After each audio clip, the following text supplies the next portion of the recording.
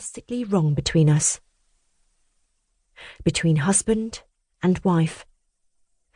Till death do us part feels way, way too long off. Once my perfect soulmate. One time, I couldn't keep my hands off him. But not now. On this Sunday in early December, our marriage is in real trouble. I have absolutely no desire for him. We cannot find a civil word. There is no common denominator apart from our amazing children. What is commonly known as on the rocks, I guess. Sing it to me, Neil Diamond. Sing it to Mrs. Ali Devlin. Right now, there is little of anything congenial between us. I don't know what has happened exactly.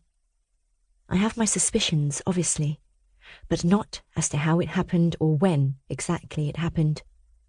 All I do know for sure is that we are drifting like two broken branches, rushing downstream towards a treacherous cataract. Now might also be the time to mention something else that isn't helping matters.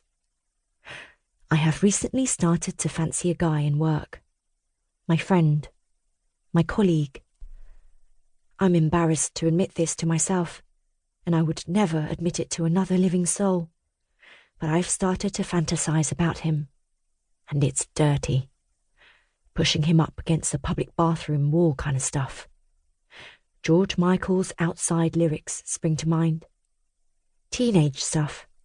Exciting stuff. I cannot get him out of my head. This is a million miles away from how I feel sexually about my husband.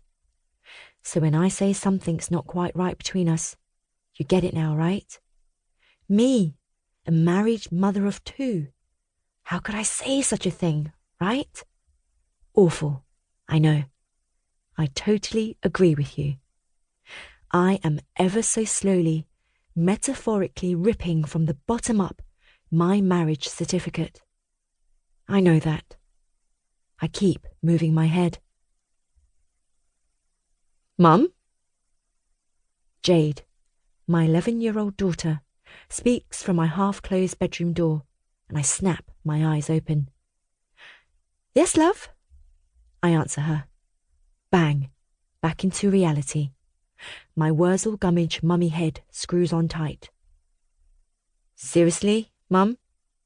What are you doing in the mirror?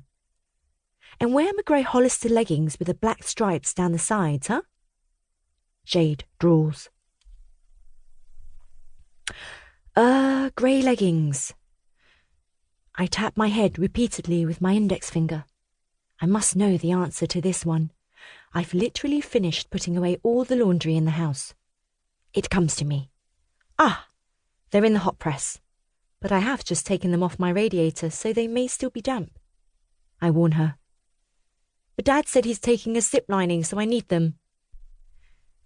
I look at her slouching in the frame of the doorway. She never used to slouch. Once the most tactile child, she now talks in an American accent and spends hours huddled over an iPad watching videos of random strangers test out random products. Hey guys, is all I hear coming from the thin rectangular electronic device.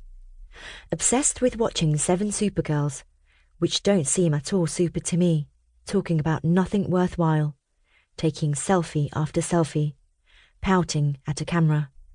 Image obsessed. It doesn't seem to bother Colin. That's the way the world is now, is all he says. I don't get it, so I'm finding it hard to get her at the moment. She recoils from my loving advances all the time lately. Oh, I know she still loves me, and I worship the very ground she walks upon. But her attitude of late is challenging. If this is 11, then what are the teenage years going to be like? Where is my little girl, who couldn't keep her hands off me? The little girl who wanted to marry me and only me. I can almost still smell her little girl pink satin soft skin. Marry me, Mummy. Pinky promise. So promise. So promise. 4-year-old bouncing pigtailed Jade would beg of me, extending her tiny pinky finger.